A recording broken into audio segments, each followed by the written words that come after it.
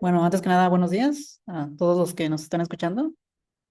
También gracias por la invitación. Me da mucho gusto estar con ustedes y platicarles un poquito acerca de este proyecto, que es un proyecto en el que inicié si no recuerdo mal, 2018-2019, a colaborar con Salvador Curiel, quien fue el que me propuso esta idea, y les voy a contar un poquito de cómo surgió precisamente esa idea.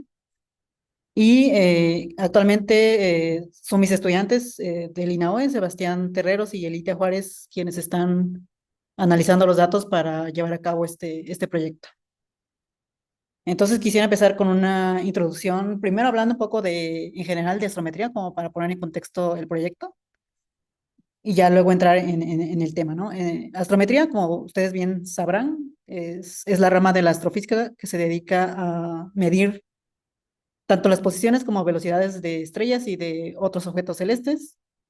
Y a pesar de que es la rama más antigua de la astronomía, actualmente pues sigue jugando un papel fundamental en varias ramas de la astrofísica moderna. Y bueno, en mi charla voy a hablar cómo estamos utilizando esta técnica para buscar exoplanetas, pero no quería dejar de pasar la oportunidad de mencionar algunos otros problemas que se han atacado con astrometría gracias a las precisiones que se pueden lograr hoy en día. Y puse aquí dos ejemplos. Uno de ellos es la determinación de la estructura y dinámica de la galaxia, utilizando astrometría de estrellas jóvenes, en este caso de máseres, y también la determinación de las órbitas de estrellas que están alrededor del agujero negro en el centro de nuestra galaxia, Sagitario Estrella, que se han utilizado, por ejemplo, para hacer pruebas de relatividad general. Entonces, si se fijan, tiene un alcance bastante amplio la astrometría y en mi charla me voy a enfocar únicamente a la parte de utilizarla para hacer búsqueda de exoplanetas. Y bueno, también aprovecho para mostrarles esta gráfica que nos muestra la evolución de la precisión astrométrica con el paso de los años. Aquí tenemos los errores asociados a las posiciones estelares y paralajes de distintos catálogos, empezando desde el primer catálogo del cual se tiene conocimiento, se piensa que fue publicado por Hiparcos hace más de 2000 años, y aparecen aquí varios catálogos que han sido importantes en la historia de la astronomía, hasta llegar, por ejemplo, a las misiones de Hiparco y Tycho, bueno, Tycho que está basado en los datos de Hiparco, que ya alcanzaban precisiones de 1 milisegundo de arco, y esto mejoró gracias a la llegada de Gaia, por un lado, y también al desarrollo de interferometría en el infrarrojo y en radio, que es de lo que voy a hablar hoy. Y estas tres técnicas que se complementan entre ellas porque funcionan a distintas frecuencias, hoy en día nos ofrecen precisiones astrométricas de decenas de microsegundos de arco. Entonces, enfocándonos en radio, debido a que si quisiera hablar de óptico, de Gaia y de infrarrojo, pues no me daría tiempo, entonces me voy a enfocar exclusivamente al radio, aunque sí voy a mencionar un poquito Gaia al final. Para hacer astrometría en radio utilizamos interferometría de línea de base larga, o VLBI en inglés, que esencialmente consiste, que bueno, seguramente ustedes también conocerán la técnica, pero consiste en usar estos grandes arreglos de antenas, donde las antenas pueden estar separadas miles de kilómetros y todas ellas observan el objeto de estudio al mismo tiempo, de tal manera que cuando obtenemos una imagen con estos arreglos, es como si hubiéramos observado con una antena tan grande como la máxima separación de las antenas. Entonces aquí estamos hablando de arreglos que puedan estar que esencialmente pueden abarcar un continente, ¿no? Y debido a esto, pues las resoluciones angulares son muy altas. Por ejemplo, si observamos en el centimétrico, pues alcanzamos resoluciones angulares de milisegundos de arco, y eso a la vez se traduce en una precisión astrométrica bastante alta, como les mencionaba, de decenas de microsegundos de arco. Y ahora en radio, pues tenemos una ventaja frente al óptico, por ejemplo, y es que si lo que nos interesa es obtener la astrometría de estrellas jóvenes, estrellas que están embebidas en regiones de formación estelar, donde todavía hay polvo y gas de la nube molecular, pues este polvo va a oscurecer la luz óptica y por lo tanto pues posiblemente no podamos verlos con Gaia. Entonces aquí la astrometría de radio pues ofrece una alternativa porque pues sí nos permite estudiar esta clase de objetos muy jóvenes. Pero también tiene una ligera desventaja, y es que actualmente tenemos una limitación en sensibilidad y solamente podemos detectar emisión no térmica, que puede ser emisión que viene de líneas de máseres de varias especies como metanol, agua, OH, SiO, y también emisión de continuo de estrellas que se produce por actividad magnética, que puede ser emisión proveniente de objetos estelares jóvenes, estrellas enanas M y estrellas ultra frías. Y por un lado, como puede detectar líneas de máseres, pues eso, y como estas líneas de máseres son muy brillantes, pues podemos incluso detectar objetos y hacer astrometría de objetos que están a distancias a escala galáctica, ¿no? De unos cuantos de unos cuantos kiloparsecs. Sin embargo, a diferencia de Gaia, pues actualmente podemos hacer esto para quizás unos cuantos cientos de estrellas, contrario a Gaia, que puede hacer la astrometría para esencialmente un millón de estrellas. Y esto es porque, como veremos en breve, pues necesitamos mucho tiempo de telescopio para estudiar a estos objetos. Entonces ahí tenemos una desventaja con respecto, por ejemplo, a Gaia.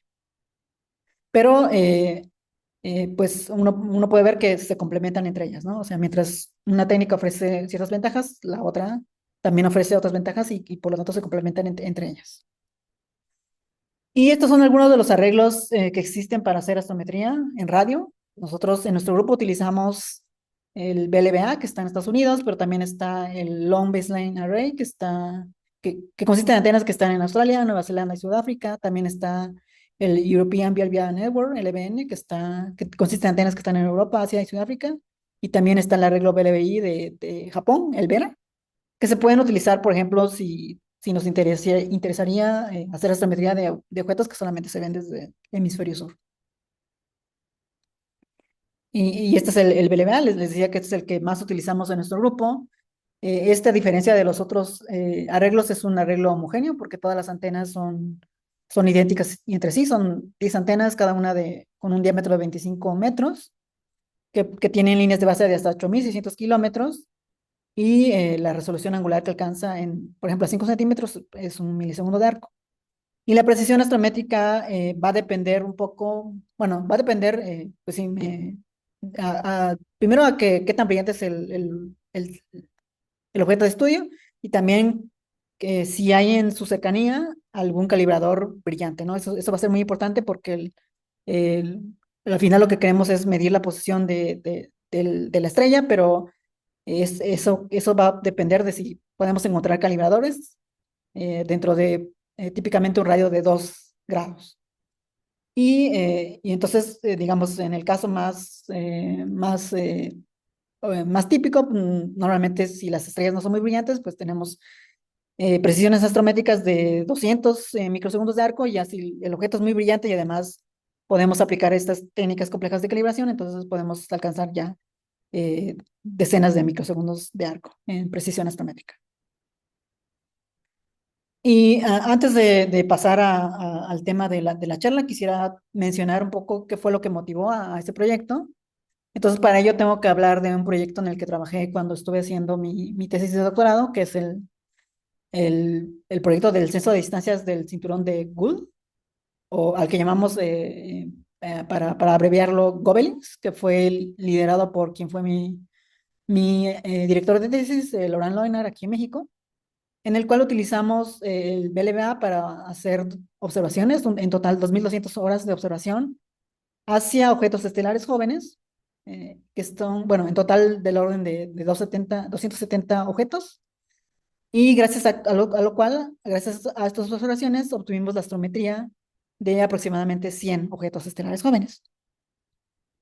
Estos objetos pues son estrellas que tienen emisión de continuo, son estrellas clase 1, estrellas de Tauri, que se encuentran ubicadas en distintas regiones de formación estelar, que son aquellas las que tienen mayor actividad de formación estelar, como por ejemplo Perseo, Tauro, Serpens, Ofiuco, Orión.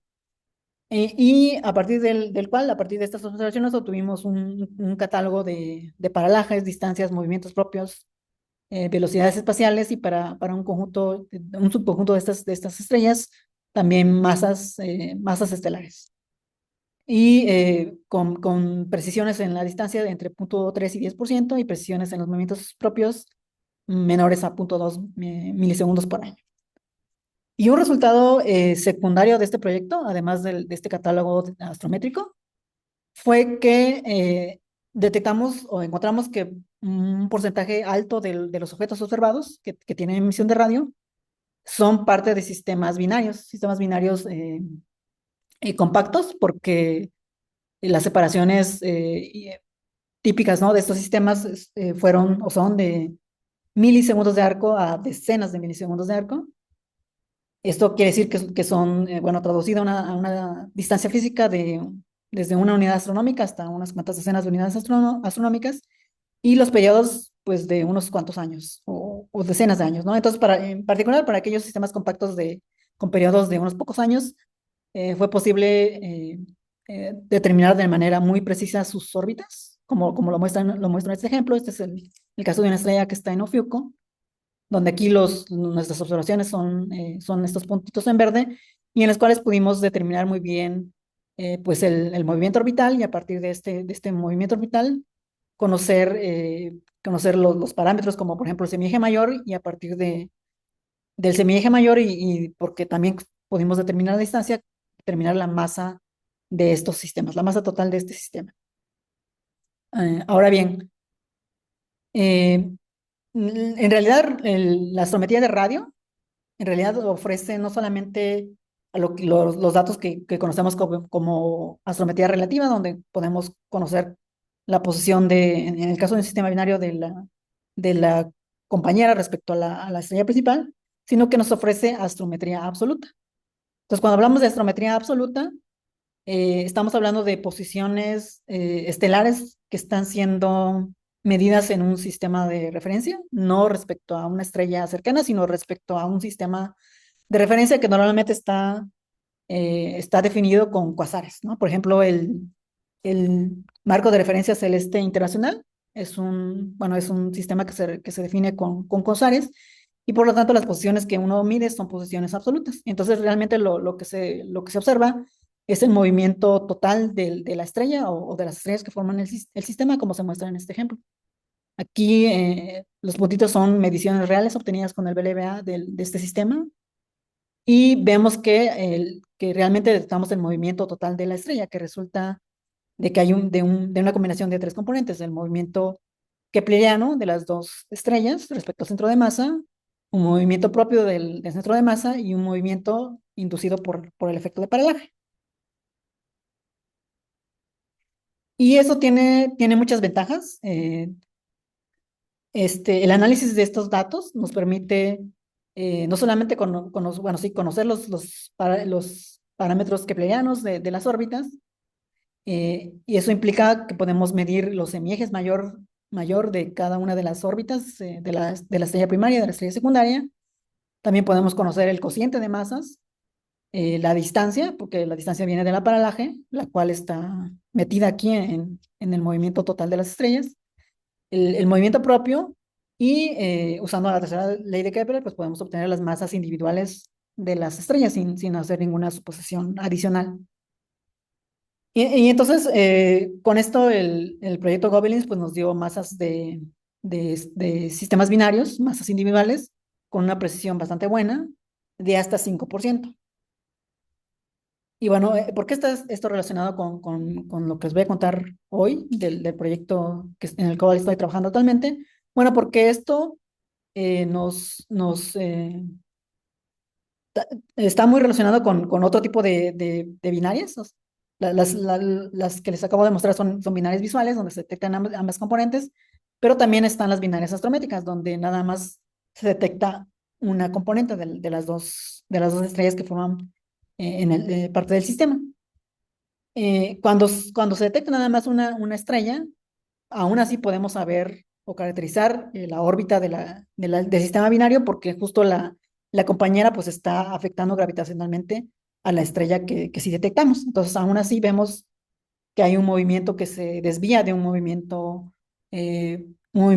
rectilíneo uniforme, ¿no? Vemos un movimiento adicional y aún así podemos modelar pues la órbita de la estrella que sí vemos, podemos obtener los parámetros keplerianos, obtener el semieje mayor de esta órbita y también obtener las masas de este sistema si es que se conoce la masa total del sistema. Entonces, yo en algún momento cuando estuve de visita en el Instituto de Astronomía en México, mostré estos resultados que estábamos obteniendo con el proyecto Gobelis y entonces mi colega Salvador me hizo esta pregunta, bueno, ¿cuál es el límite de masa que uno puede detectar de compañeras a partir de estos datos, ¿no? Porque, pues, habría que ver, ¿no? A lo mejor tenemos suficiente precisión, tal que las compañeras que podemos detectar con este método, con el método de astrometría, pues pueden ser compañeras con masas más pequeñas, ¿no? No necesariamente masas estelares, sino pueden ser aquellas compañeras que tienen masas más chicas, masas de planetas o masas de enanas marrón. Entonces ahí es donde sale la idea de hacer búsquedas de compañeras planetarias utilizando esta técnica. Entonces, recapitulando un poco, el método de detección de planetas, o bueno, de compañeras subestelares, que pueden ser planetas o pueden ser enanas marrón, consiste en un método de detección indirecta. O sea, no vemos emisión de radio del planeta, porque pues esta emisión va a ser muy débil y los instrumentos que tenemos pues no son lo suficientemente sensibles como para detectar emisión directa del planeta, pero sí vemos el efecto que ejerce gravitacionalmente en la estrella huésped. Entonces, la estrella huésped se está moviendo alrededor del baricentro del sistema estrella-planeta y este movimiento pues es un movimiento elíptico cuyo semieje mayor es a lo que le llamamos la señal astrométrica o el bamboleo, que está dada por esta alfa estrella y es igual al cociente de las masas de la compañera y la masa de la estrella huésped multiplicado por el semieje mayor de la compañera. Entonces nosotros podemos combinar esta ecuación con la tercera ley de Kepler y llegar a esta relación que les estoy mostrando en esta diapositiva, que nos relaciona la masa del planeta, bueno, de manera general de la compañera, como función de la masa estelar, del periodo, de la señal astrométrica. Entonces podemos hacer gráficas como la que están viendo ahorita, donde tenemos, por un lado, la masa de la compañera como función del periodo. Y aquí, en este ejemplo específico, hemos fijado la masa de la estrella igual a 0.08 masas solares y la distancia a 10 parsecs. Y cada una de estas líneas en colores corresponde a distintos valores de la señal astrométrica. Por ejemplo, fijemos nada más en la línea morada, ¿no? La línea morada corresponde a una señal astrométrica de 500 microarcosegundos.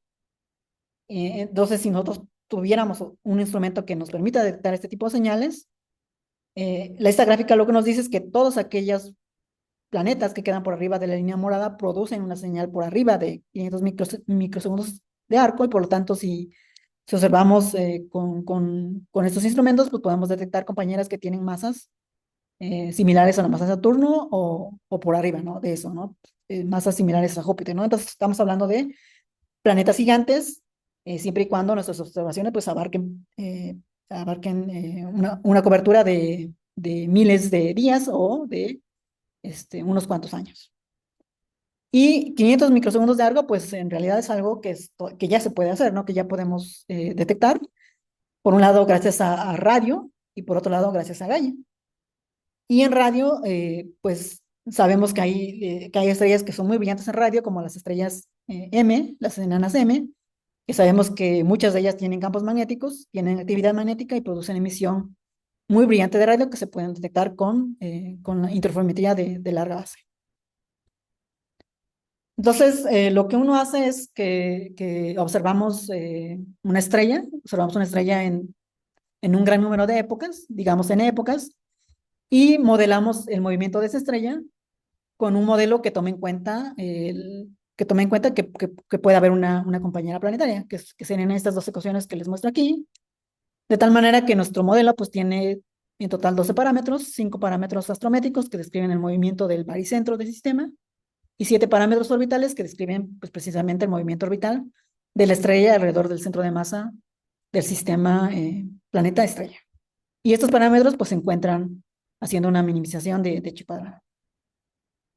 Entonces, antes de pasar a mostrarles los resultados que hemos encontrado en nuestro grupo, quisiera nada más muy brevemente mencionar pues qué se ha hecho antes o qué se ha hecho por otros grupos, porque evidentemente no somos los primeros en hacer este tipo de estudios. Y aquí les muestro una tabla que obtuve de la Enciclopedia Europea de Exoplanetas. Para hacerlo, pues pedí que me diera los planetas que se han descubierto con la técnica de astrometría, y aquí están ordenados en masa, ¿no? Entonces nada más estoy mostrando aquellos que tienen una masa menor a 60 masas de Júpiter, y los que están por abajo de esta línea son aquellos que tienen una masa menor a 13 masas de Júpiter, que es la masa del límite para el quemado de deuterio, que como sabrán es un criterio que algunos autores usan para separar entre planetas y enanas café. Y lo que podemos notar aquí a la izquierda, perdón, a la derecha, es que muy pocos de estos planetas se han detectado con astrometría absoluta, como la que da Gaia y la que da radio. Los otros planetas se han detectado utilizando ya sea astrometría relativa o otra técnica que se conoce como anomalía del movimiento propio, que es un poco distinto, ¿no?, a lo que nosotros hacemos.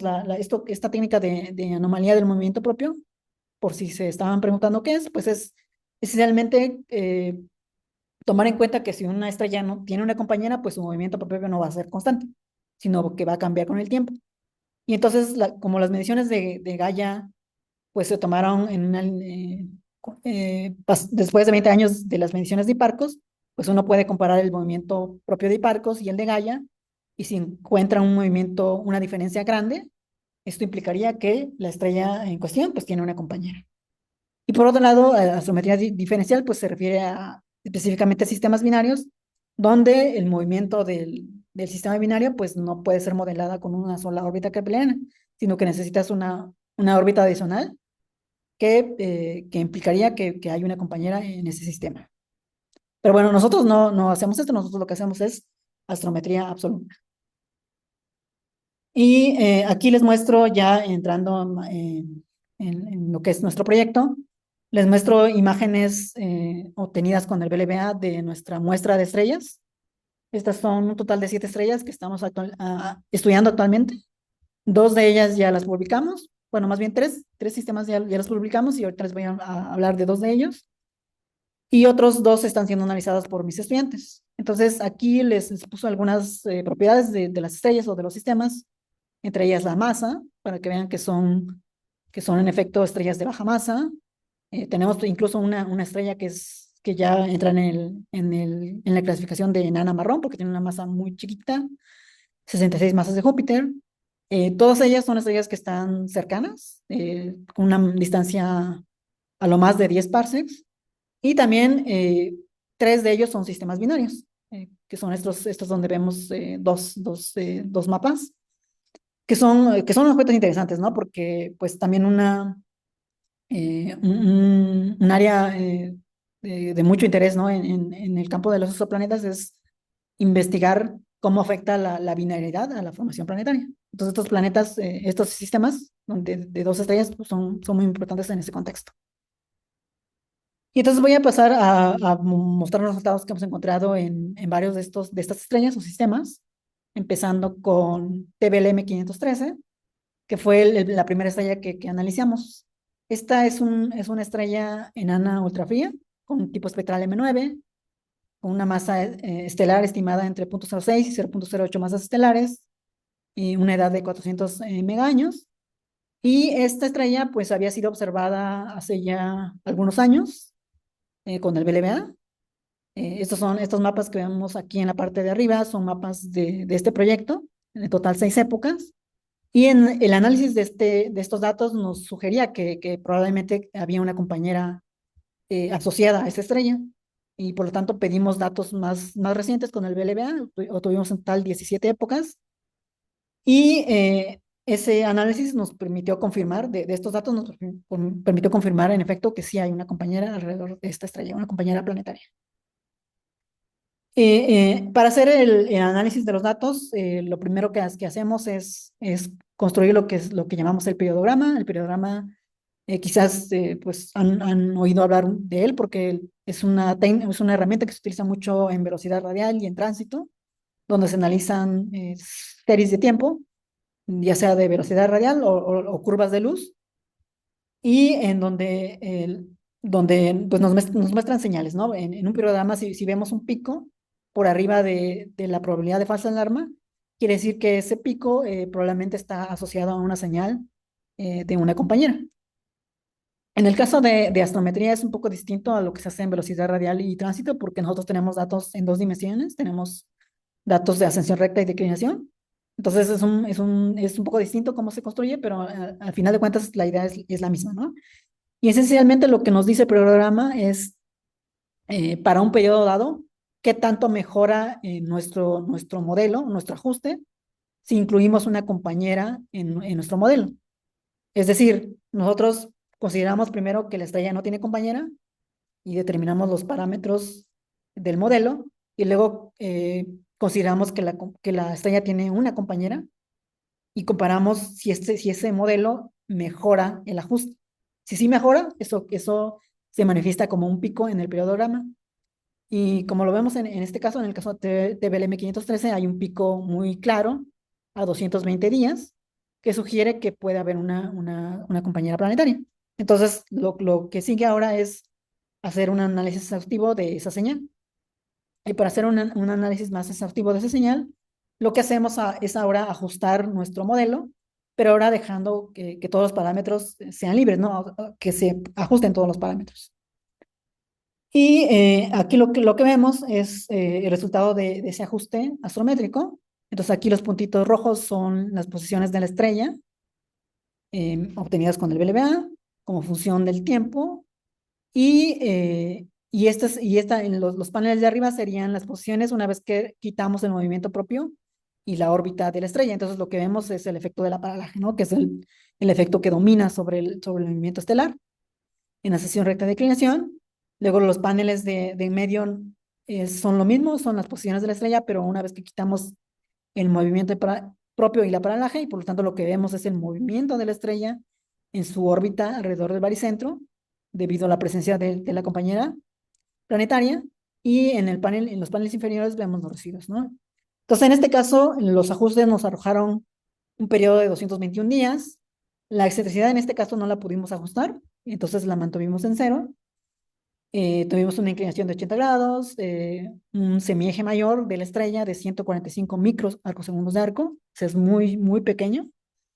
Y sabiendo el semieje mayor de la estrella y la masa de la estrella, podemos obtener el semieje mayor del planeta, que en este caso nos sale de 0.3 unidades astronómicas, y la masa del planeta, que en este caso está entre 0.35 y 0.42 masas de Júpiter, ¿no? Entonces, en este caso, eh, hemos reportado un planeta tipo Saturno que está orbitando muy cerca de la estrella, 0.3 unidades astronómicas, que es equivalente a la órbita de Mercurio en nuestro sistema solar.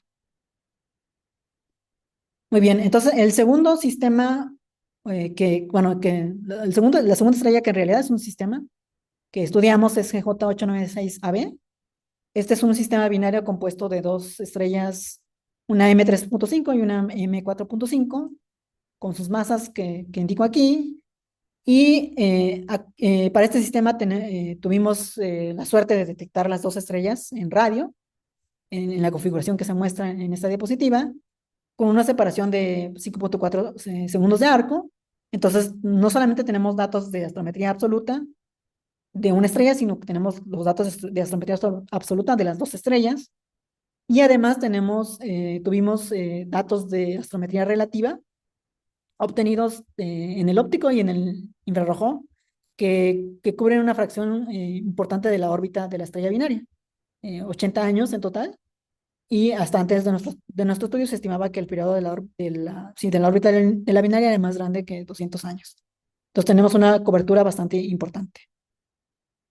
Y aquí les muestro los periodogramas obtenidos utilizando los datos del BLBA de la estrella primaria, que en total son 16 épocas.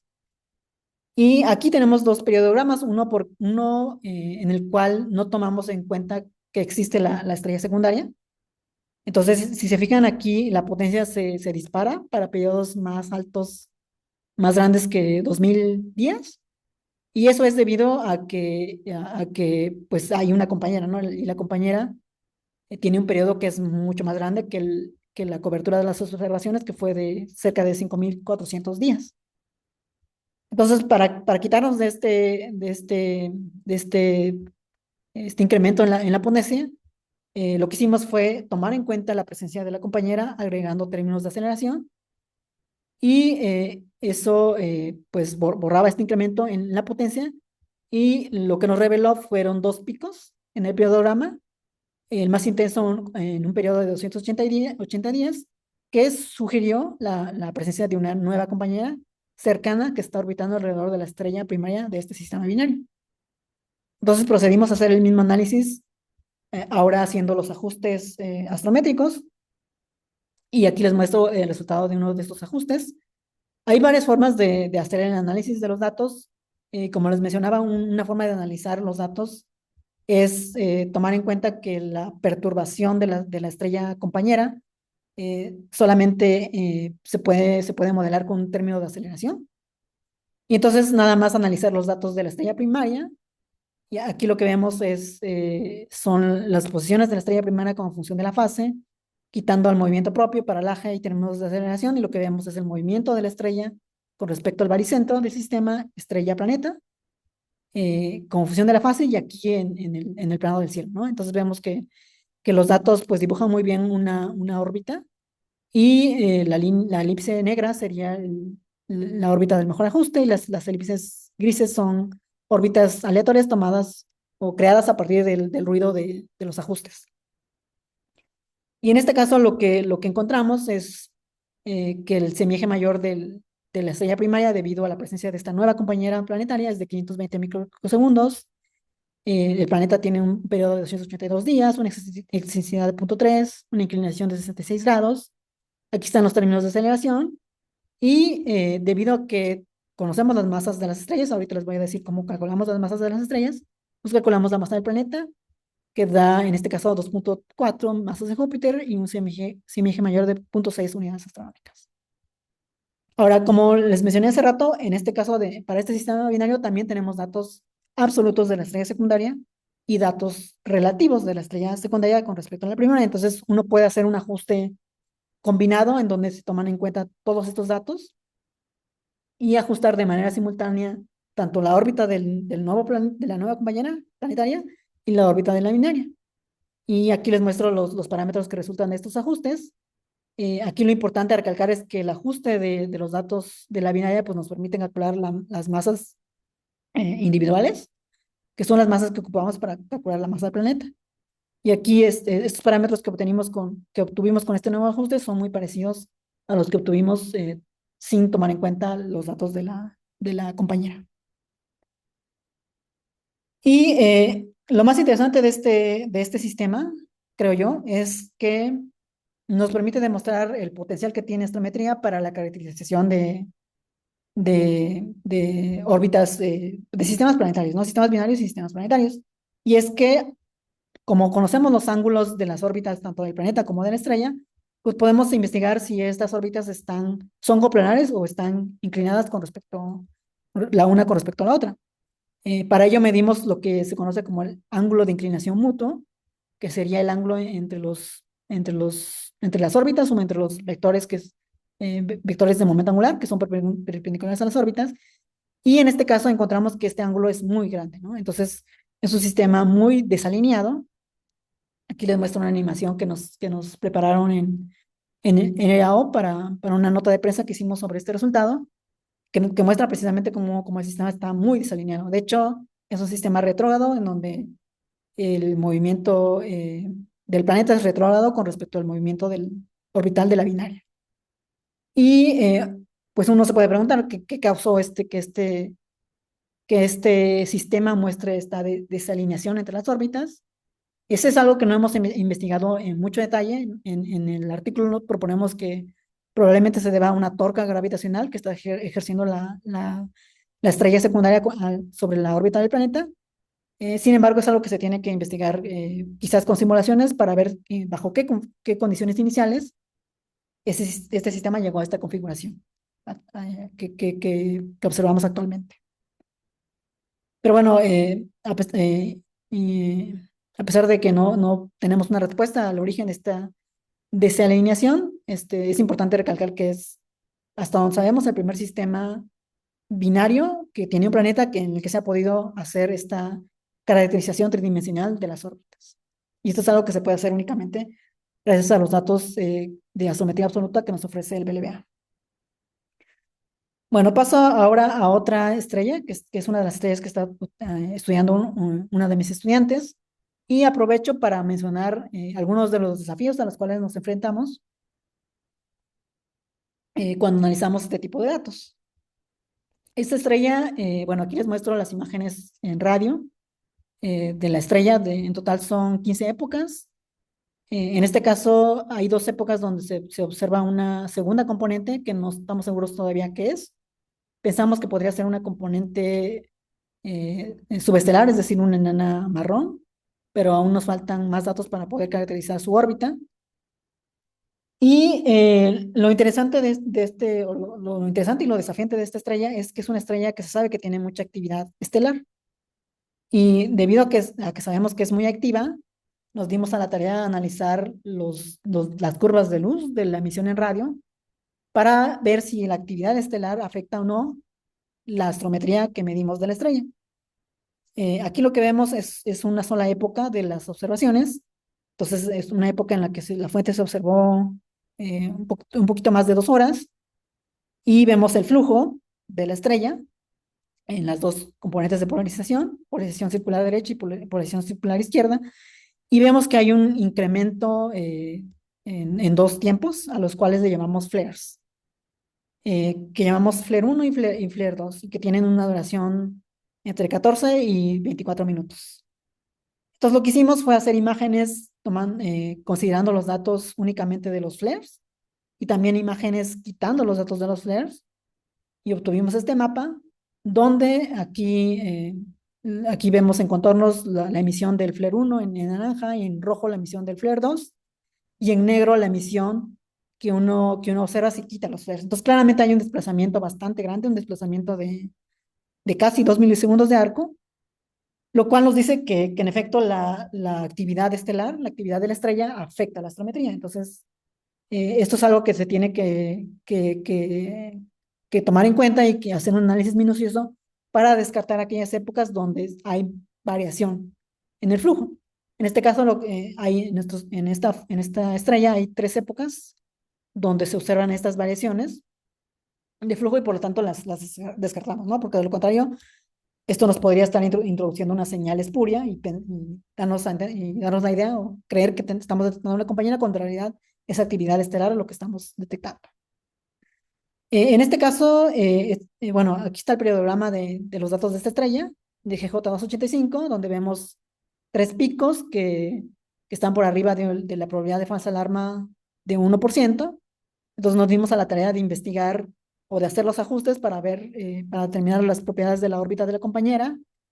Y esto es lo que hemos encontrado. Es un resultado muy preliminar. No estoy diciendo ahorita que sí sea una señal real de una compañera asociada a esta estrella, aunque los datos son muy prometedores, ¿no? Aquí vemos nuevamente las posiciones de la estrella y vemos que más o menos siguen una órbita, y salvo unos cuantos puntos que se sale mucho del modelo, y aquí les muestro los parámetros de esta posible compañera, bueno, que en realidad le llamo compañera planetaria, pero en realidad tiene una masa tendría una masa de 53 masas de Júpiter, ¿no? Sin embargo, como los menciono, este es un resultado muy preliminar. Necesitamos hacer más análisis para estar seguros de que es una señal real. Y en caso de serlo, pues sería una nueva compañera descubierta en las estrellas que estamos estudiando. Y la última estrella de la cual les voy a hablar es GJ65b, que también es un sistema binario. Este también está siendo analizado por uno de mis estudiantes. Aquí vemos observaciones de radio del sistema. Estos datos son también datos viejos, datos obtenidos entre 2006 y 2013, donde la estrella que se detecta en mayor número de épocas es la estrella secundaria, en 12 épocas. Y lo curioso de este sistema es que ya hay un candidato, un planeta con una masa similar al Neptuno, que fue detectado por la colaboración Gravity, por lo cual, pues a nosotros pues, nos interesaba un poco este sistema para ver si lo podíamos, ¿cómo se dice? Confirmar, ¿no? Confirmar esta detección de Gravity. Este sistema eh, también, bueno, detectamos la estrella primaria en 2 épocas, entonces es muy similar a GJ896, el análisis que se hace, porque tenemos datos de astrometría absoluta de las 2 estrellas y también tenemos datos de astrometría relativa, que son los que muestro aquí. Estos son datos obtenidos del catálogo de estrellas dobles de Washington, donde tenemos posiciones medidas en el óptico y en el infrarrojo de la estrella secundaria con respecto a la primaria. Entonces podemos hacer el mismo análisis, podemos hacer un ajuste combinado para determinar, en caso de que se detectara un planeta, tanto la órbita del sistema binario como del planeta. Sin embargo, en este caso, pues no hay una señal planetaria significativa. Aquí les muestro el periodograma que se construyó a partir de los datos de astrometría del BLBA, de la estrella secundaria, donde vemos varios picos, pero todos ellos están por abajo de una probabilidad de falsa alarma del 1%, ¿no? Entonces son señales muy débiles. Y por lo tanto, en este caso, descartamos que haya una compañera planetaria orbitando alrededor de la estrella secundaria y solamente no pudimos establecer límites de posibles compañeras. Eso es lo que se muestra en esta gráfica, donde tenemos la masa planetaria como función del periodo, y esta línea azul lo que nos muestra eh, ese, bueno, en este caso tomamos como señal astrométrica el ruido de los datos, ¿no? Y ese ruido nos dice que todas estas compañeras que están por arriba de la línea azul quedan descartadas, porque si existieran, si estuvieran orbitando alrededor de la estrella secundaria, pues las hubiéramos detectado, porque hubieran producido una señal astrométrica más grande que este ruido. Entonces, por ejemplo, estamos descartando planetas con tipo Júpiter en órbitas de miles de días o incluso de cientos de días alrededor de la estrella secundaria de este sistema binario. Entonces me quedan, creo que como 5 minutos.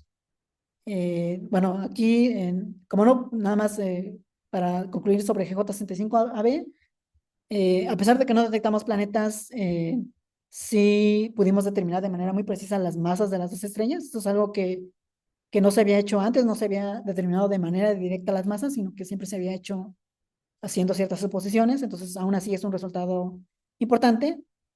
Y para ir concluyendo, quisiera hacer algunos comentarios sobre el futuro de esta técnica, qué es lo que pensamos o cómo pensamos que puede contribuir la astrometría de radio a la búsqueda de más exoplanetas y la caracterización de estos sistemas.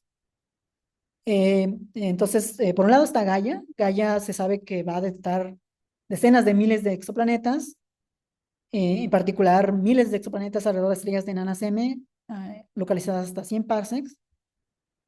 Aquí les muestro un ejemplo de uno de los candidatos que fueron reportados en DR3, donde ustedes pueden juzgar, ¿no?, la calidad de los datos, ¿no? Actualmente, pues la calidad no es precisamente mejor que la que tenemos nosotros, pero se espera que con DR4 y DR5 mejore sustancialmente y no solamente se pueda caracterizar mejor las órbitas de exoplanetas, sino que también se encuentren muchos más.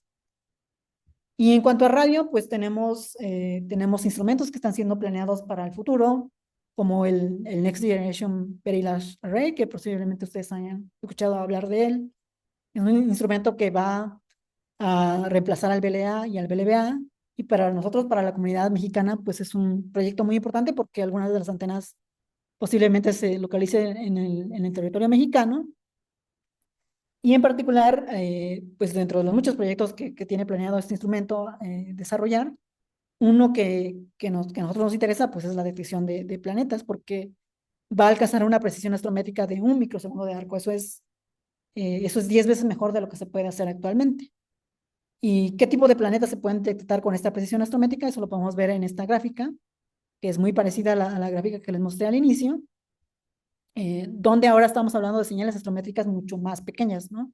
Si nos fijamos aquí en la línea azul, esta sería una señal astrométrica de 10 microsegundos de arco, y entonces, para las mismas estrellas enanas M cercanas, pues ahora podríamos detectar compañeras menos masivas, por ejemplo, compañeras que tienen masas similares a Neptuno o incluso supertierras, que es algo que actualmente pues no se puede hacer con radioastrometría.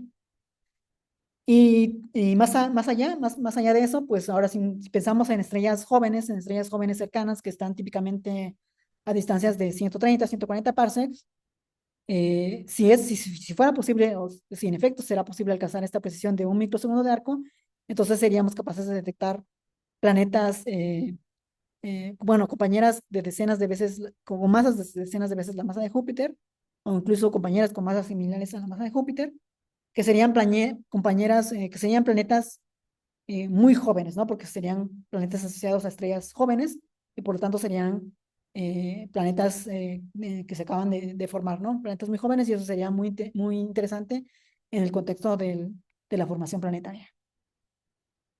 Y bueno, otro proyecto en el cual estamos trabajando es hacer simulaciones para precisamente determinar cuántos van a ser descubiertos por el NGBLA. Creo que no me da mucho tiempo de discutir al respecto. Si alguien tiene curiosidad de saber qué hemos encontrado en estas simulaciones, pues lo podemos ver durante la sesión de preguntas. Entonces eso me lo voy a saltar, pero al final mi conclusión es que eh, si bien actualmente tenemos pocos sistemas que podemos estudiar con los instrumentos que tenemos actualmente, eh, considero que la astrometría es una técnica que complementa muy bien lo que hacen otras técnicas como velocidad radial y tránsito, y aparte nos da información que es muy valiosa para modelos de formación planetaria.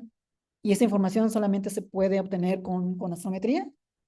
Por lo tanto, estamos muy interesados en que esto se siga desarrollando, y afortunadamente sabemos que se va a seguir desarrollando porque tenemos, por un lado, Gaia, por un lado tendremos al NGBLA que promete mucho en este campo de detección exoplanetaria. Entonces sería todo por el momento, y estoy ahora pues, dispuesta a responder sus preguntas. Gracias.